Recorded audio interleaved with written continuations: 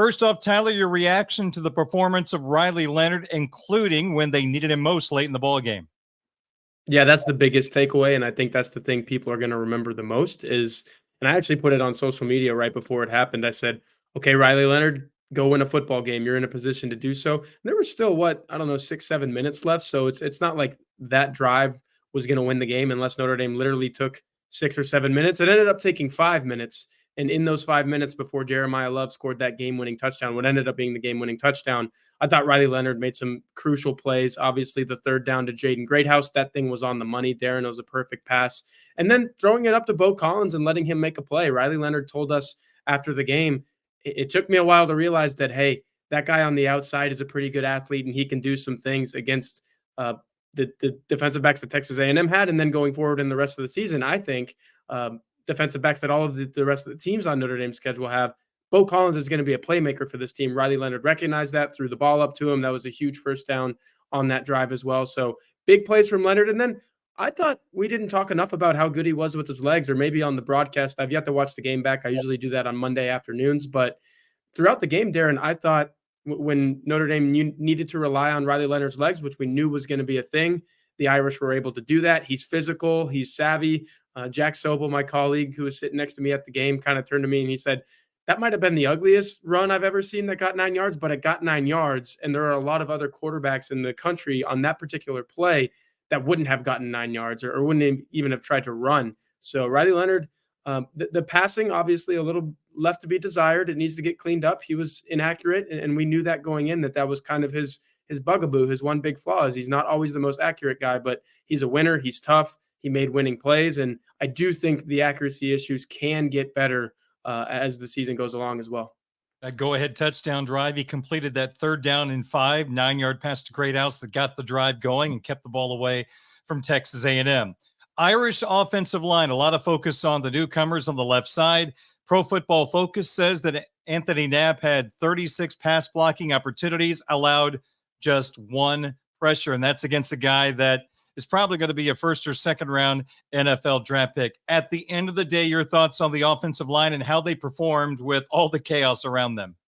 Yeah, Nick Scorton for Texas A&M is a beast, and seeing him in person, I was like, whoa, this guy is tough. And for Notre Dame not to allow a sack, I know there were plenty of quarterback hits on Riley Leonard, and I think that was the one takeaway from a negative perspective was that, hey, these guys got to Riley Leonard a little bit, and then Riley Leonard obviously can do some things to negate sacks and avoid sacks as well. But overall, to not give up a sack, this young offensive line, 6 starts going into this thing, I mean, it was an incredible performance. And yeah, there were some times where I'm looking at the monitor after a play there and in the press box, and I'm like, whoa, Sam Pendleton or Anthony Knapp kind of let that guy go right by them.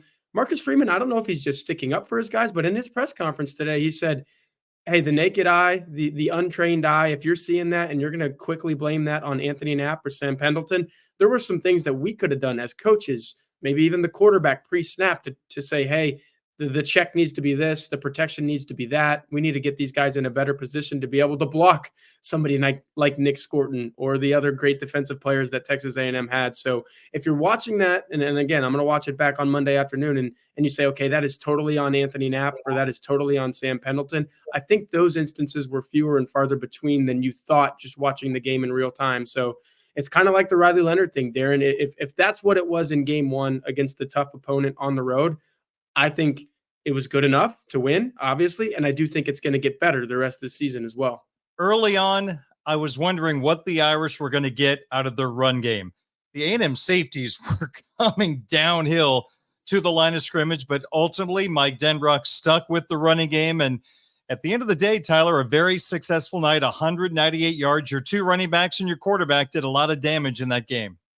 Yeah, you needed at least a couple touchdowns to win that game. You knew that. And who scored them? Jeremiah Love, obviously, with the eventual game winner, and Jadarian Price. I think that is – I put that up there with what Travion Henderson did to Notre Dame in the game last year against Ohio State early in that 3rd quarter, gets that touchdown run.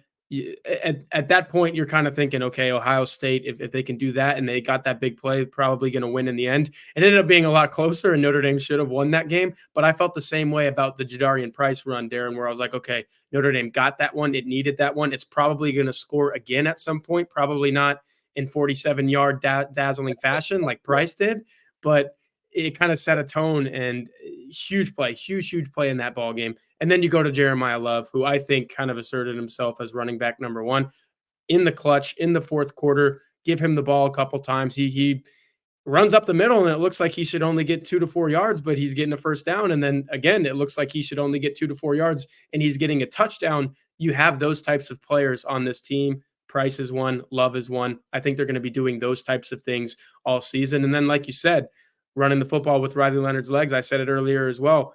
You have those three guys. And I think in addition to that, we didn't see Aeneas Williams or Devin Ford or anyone like that get the football, but they're there if you need them. But the three guys at the top, Price, Love, Leonard, you're going to be able to run the ball for around 200 yards or more than 200 yards, especially considering what the schedule is looking like coming up. To get 198 against that team, Darren, was impressive. It was special. And I think you're going to be seeing some 200, 250, maybe even knocking on the door of 300 type yard rushing games for Notre Dame in the near future. Devin Ford might have had a touchdown, but the ball was thrown at his feet. There was nobody near him on that one pass play. Tyler, the Irish defense last year faced Caleb Williams, who turned out to be the number one pick in the NFL draft, and he had his worst college performance against Al Golden's defense. Some people believe Connor Wigman, in a very weak draft class, could be the first quarterback taken in 2025. If that's the case, I think all the guys or all the teams that took quarterbacks this year are very, very happy, because next year's class doesn't look that great. And I'm wondering, did Connor Wigman see a lot of ghosts during that game? How much did Al Golden get in that guy's head? I think so. The blitzes, obviously, and even if the blitz doesn't get home from Al Golden, the amount of times that I saw him just send two linebackers at the line of scrimmage, yes, Darren, that does get in the quarterback's head. Again, you don't have to get home. You don't have to hit him. You don't have to sack him. But Connor Wigman looked like a guy that knew the pressure was coming and knew that he had to do something special to try to beat it, whether that was with his legs, which he did a few times to his credit, or with his arm.